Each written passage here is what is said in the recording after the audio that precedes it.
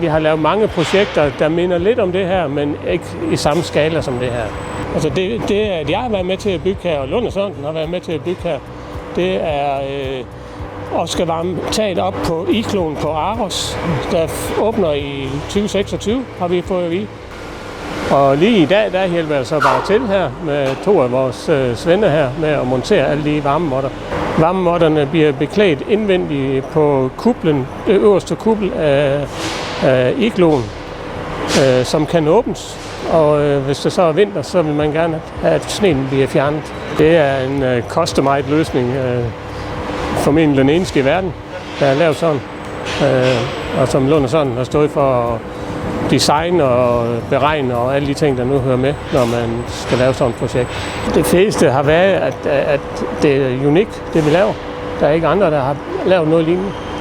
Og det er jo altid spændende at være med til det.